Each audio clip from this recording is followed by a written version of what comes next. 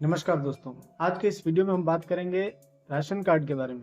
जी हाँ, राजस्थान में अगर किसी को नया राशन कार्ड बनवाना है तो वो कैसे बनवाएंगे, इसके लिए क्या क्या दस्तावेज लगेंगे, किस प्रकार इसका आवेदन होगा, ऑफलाइन फॉर्म कैसे भरा जाएगा और इसमें किस किस के सिग्नेचर होंगे, ये सारी जानकारी आज के इस वीडियो में हम लेंगे। तो दोस्तों शुरू करते हैं आज का ये वीडियो। आज के इस वीडियो को शुरू करने से पहले मैं आप सभी से रिक्वेस्ट करना चाहता हूँ कि अगर आप हमारे यूट्यूब चैनल पर नए हैं तो हमारे YouTube चैनल को सब्सक्राइब करें और शेयर करें, कमेंट करें। अगर आपका कोई सवाल है तो हमें ज़रूर पूछें, हम आपको जवाब अवश्य देंगे। और अपने दोस्तों और परिवारजनों के साथ भी शेयर करें जिससे कि उनको भी जानकारी प्राप्त हो सके और हमारी आने वाली वीडियो उनको भी मिल सके। तो बेल आइकन को दबाना नहीं भूलें।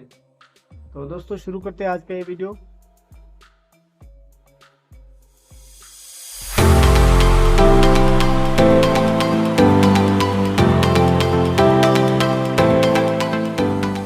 दोस्तों सबसे पहले अपन जान लेते हैं कि इसके लिए जो है दस्तावेज क्या क्या लगेंगे। राजस्थान में अगर किसी को नया राशन कार्ड बनाना है तो उसके लिए क्या क्या दस्तावेज होने आवश्यक है। तो दोस्तों सबसे पहले आपके पास अपना एक बैंक अकाउंट होना चाहिए और आपका आधार कार्ड होना चाहिए। अगर हो सके तो आपका बर्थ सर्टिफिकेट भी हो और परिवार में जितने भी जन है उन सभी के आधार कार्ड और बर्थ सर्टिफिकेट ये होंगे तो अच्छा रहेगा। और अगर किसी का पुराना राशन कार्ड डिलीट हो गया है तो उसकी कॉपी लगानी है और आप पूरा ही नया बना रहे हो तो उसमें आपको एक 50 रुपये का शपथ पत्र लगेगा जो वकील से नोटरी करवा के लगाना है। और आपको इसमें आपकी बैंक पासबुक के साथ साथ अगर आपके गैस कनेक्शन है तो वो डायरी भी उसमें अटैच करनी है और आपके गैस कनेक्शन नंबर उसमें दर्ज करने हैं। ये सारी डिटेल्स आपको उसमें फिल करनी है। मुखिया का एक फ़ोटो लगेगा, मुखिया के सिग्नेचर होंगे और इसमें जो सिग्नेचर जो लगेंगे वो और सरपंच और सचिव साहब इन दोनों के जो साइन लगेंगे इसमें। और एक ऑफलाइन फॉर्म भरना पड़ेगा। ऑफलाइन फॉर्म आपको ई मित्रा से आसानी से प्राप्त हो जाएगा। आप ई मित्रा की किसी भी दुकान पर जाकर अगर ई मित्रा ओनर से कहेंगे कि हमें एक नया राशन कार्ड बनवाना है तो उसका हमें फॉर्म चाहिए तो वो आपको वहाँ से आसानी से मिल जाएगा। अब हम आपको बताते हैं कि उस फॉर्म को फिल कैसे करना है। सबसे पहले उसमें आपको आपका जो ज़िला है वो पूछा जाएगा, आपकी तहसील के बारे में पूछा जाएगा और आपके पंचायत के बारे में पूछा जाएगा, ग्राम पंचायत के बारे में और आपके गांव के नाम के बारे में पूछा जाएगा। फिर उसके उसमें आपका नाम पूछा जाएगा और आपके पिता का नाम पूछा जाएगा। फिर उसमें आपका एड्रेस पूछा जाएगा, कौन से एरिया से आप हैं। तो उसमें आपका गली क्रमांक, वार्ड क्रमांक और जो भी है आपको उसमें भरना है। तहसील का नाम, अगर आप ग्रामीण क्षेत्र से हैं तो आपको अपने गांव का नाम, ग्राम पंचायत का नाम, तहसील का नाम और ज़िले का नाम लिख के पूरा एड्रेस फिल करना है। और अगर आप शहरी क्षेत्र से हैं तो आपको अपनी नगर पालिका नाम भरना है और ज़िले का नाम भर के पिन कोड दर्ज कर देना है। इस प्रकार से आप अपना जो है एड्रेस फिल करेंगे। उसके बाद आपको नीचे पूछा जाएगा कितने सदस्यों के आप नाम जोड़ रहे हैं, उन सब के बारे में पूरी डिटेल पूछी जाएगी।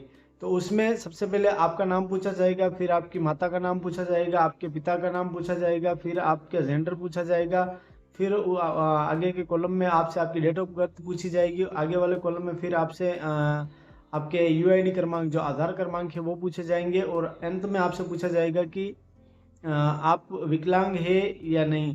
तो अगर विकलांग है तो आपको इसमें विकलांगता सर्टिफिकेट लगाना है और उसमें जो ऑप्शन है लास्ट वाला उसमें राइट करना है।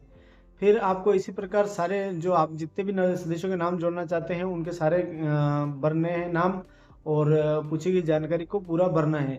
फिर अगले पेज पर आपसे पूछा जाएगा कि आपको जो है बैंक पासबुक के बारे में कि आपका अकाउंट नंबर दर्ज करना है। आपका जो भी एक जिस भी बैंक में आपका अकाउंट है उसकी बैंक पासबुक जो आप साथ में अटैच कर रहे हैं उसका अकाउंट नंबर लिखना है, आईएफएससी कोड लिखना है और शाखा के बारे में बताना है कहाँ है ये शाखा और कौन सी बैंक है। तो ये सारी जानकारी आपको फिल करनी है। उसमें आपसे उसके बाद आपसे आय के बारे में पूछा जाएगा। इसके साथ में आपको अपना आय प्रमाण पत्र भी लगाना है और आय भरनी है कि आपकी सालाना कितनी इनकम है। अगर कोई गवर्नमेंट टीचर है तो आपको अपना फॉर्म नंबर 16, टीचर या कोई भी गवर्नमेंट अधिकारी है तो उनको अपना फॉर्म नंबर 16 लगाना है। और अगर कोई आईटीआर भरता है तो वो अपना आईटीआर साथ में लगा के जो आपका जितने का आप आईटीआर भर रहे हो वो अपने को उसमें दर्ज कर देना है। और उसमें उसी के साथ आपसे पूछा जाएगा आपके गैस कनेक्शन के बारे में कि आपका कौन सी कंपनी का गैस है और कौन सी एजेंसी आपको प्रोवाइड करवाती है और आपके गैस क्रमांक क्या है। और अगर आपका कनेक्शन नहीं है तो आपको नील छोड़ देना है, कुछ नहीं करना है। इन सारी जानकारी के बाद में आपसे जो है आपका एक वेरिफिकेशन के लिए या सत्यापन के लिए आपका सिग्नेचर मांगा जाएगा, और उसमें 4-5 जो अलग अलग पॉइंट दिए होंगे उसमें आपसे पूछा जाएगा कि आप संलग्न जो दस्तावेज कर रहे हैं उनकी जानकारी यहाँ पे फिल करें।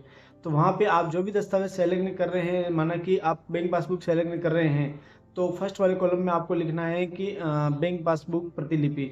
सेकंड वाले में आपको लिखना है अगर आप आधार कार्ड संलग्न कर रहे हैं तो जिन सदस्य मतलब एक से ज़्यादा सदस्यों के अगर आधार कार्ड संलग्न कर रहे हैं, एक से ज़्यादा सदस्य है परिवार में, तो आपको लिखना है सभी सदस्यों के आधार कार्ड की प्रतिलिपि। और उसके बाद अगर आप गैस कनेक्शन की डायरी भी अटैच कर रहे हैं तो साथ में आपको उसमें तीसरे नंबर पर पॉइंट में आपको लिखना है कि गैस डायरी। और अगर चौथा पॉइंट में आपको अगर आप आय प्रमाण पत्र साथ में लगा रहे हैं, ITR लगा रहे हैं, तो उसमें लिख देना है कि ITR की कॉपी या आय प्रमाण पत्र की प्रतिलिपि जो है वो साथ में संलग्न है। इस प्रकार से आपको अपने दस्तावेज के बारे में जानकारी उसमें देनी है। अब आपसे नीचे पूछा जाएगा कि किराएदार है, अगर आप कहीं किराए पे रहते हैं तो आपको उसमें मालिक के जो किराए आपका जो मालिक है, रूम मालिक, उनका सिग्नेचर करवाना है, मकान मालिक का साइन वहाँ करवाना है। और अगर आपका स्वयं का मकान है तो आगे आपसे फर्स्ट वाला जो फॉर्म है, फर्स्ट वाला पेज है, उसमें पूछा जाएगा कि आपका स्वयं का मकान है तो आपको स्वयं का मकान करके सही कर राइट कर देना है।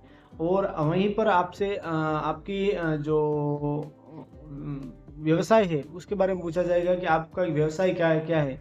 अगर आप गवर्नमेंट सर्वेंट है तो सरकारी नौकरी का ऑप्शन उसमें दिया रहता है। आप खेतियार मजदूर है तो उसमें खेतियार मजदूर का ऑप्शन रहता है। आप श्रमिक है तो आपको श्रमिक का ऑप्शन दिया जाता है। जो भी आप कार्य करते हैं उसके बारे में उसमें जो ऑप्शन दिया जाता है और जो अनुकूल हो उसे राइट कर देना है। इस प्रकार से आप अपना ऑफलाइन फॉर्म भर सकते हैं। फिर उस ऑफलाइन फॉर्म में आपको आपके सरपंच और सचिव साहब के सिग्नेचर करवाने हैं, फोटो वेरीफाई करवाना है। उसके बाद आपको वो फॉर्म लेके और जो भी दस्तावेज संलग्न किए हैं उन सबको लेकर आपको ई मित्रा पर चले जाना है। ई मित्रा पर आपको ई मित्रा वाले को अपना फॉर्म देना है जिससे कि वो उसे ऑनलाइन कर सके। ई मित्रा वाला अपना फॉर्म आपका फॉर्म लेगा और जो भी उनका चार्ज है वो आपसे चार्ज ले लेगा और ऑनलाइन कर देगा आपका फॉर्म। आपका फॉर्म ऑनलाइन होने के बाद वो वेरिफिकेशन के लिए BDO ऑफिस में जाएगा, BDO साहब की ID पर, जहाँ से वो फॉर्म वेरीफाई होगा और आपका राशन कार्ड जारी होगा। तो ये जो प्रक्रिया है एक सरल विधि है और आप आसानी से अपना राशन कार्ड बना सकते हैं इस विधि से। उसमें आपके जो राशन कार्ड है उससे वेरिफिकेशन होने में और बन के आने में 5 से 7 दिन लग सकते हैं, और कहीं कहीं 1 से 2 दिन में भी आ जाता है, और कहीं 5 से 7 दिन भी लग जाते हैं। अगर BDO साहब की ID चल रही है तो वो तुरंत ही देखते ही कर देंगे। और अगर कोई कमी पूर्ति है आपके फॉर्म में तो वो आपको सेंड बैक डालेंगे कि कृपया इस जो जानकारी है इसे सही करें और वापस सेंड बैक क्लियर करके हमें भेजें, जिससे कि हम वो आपको आपका राशन कार्ड है उसे वेरिफिकेशन कर सके। तो इस प्रकार से आप आसानी से अपना फॉर्म भर सकते हैं। ये एक सरल विधि से हमने आपको बताया कि किस प्रकार आपको अपना राशन कार्ड बनवाना है। BDO साहब के बाद वेरीफाई करने के बाद जो है राशन कार्ड ई मित्रा पर प्राप्त हो जाएगा, और जिस ई मित्रा से आपने फॉर्म भरवाया वहाँ से आप जाकर उन राशन कार्ड की फोटोकॉपी प्रतिलिपि जो भी है आप वेरीफाइड प्रतिलिपि प्राप्त कर सकते हैं और आपका राशन कार्ड आपको प्राप्त हो जाएगा।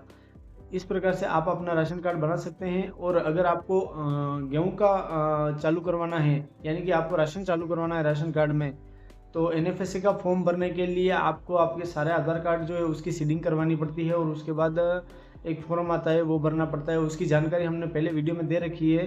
फिर भी अगर आपको अधिक जानकारी चाहिए तो आप हमें कमेंट करके बताएं कि आप को NFSA फार्म भरने में राशन का जो गेहूँ मिलने वाला जो फार्म भरना है उसमें क्या कोई समस्या आ रही है, तो आप हमें बताएं।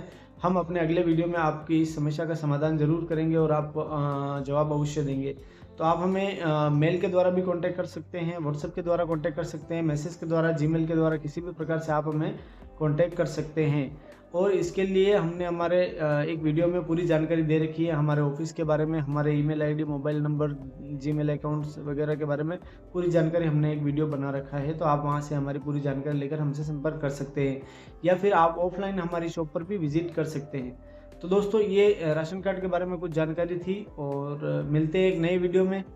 अगर आपको हमारा ये वीडियो अच्छा लगा हो तो चैनल को लाइक और सब्सक्राइब करें और अपने दोस्तों के साथ भी शेयर करते हैं और बेल आइकन को नहीं दबाना नहीं भूलें, जिससे कि हमारा वीडियो आपको सबसे पहले प्राप्त होवे और नई नई जानकारी आपको मिलती रहे। तो दोस्तों मिलते हैं एक नई वीडियो में, तब तक के लिए जय हिंद।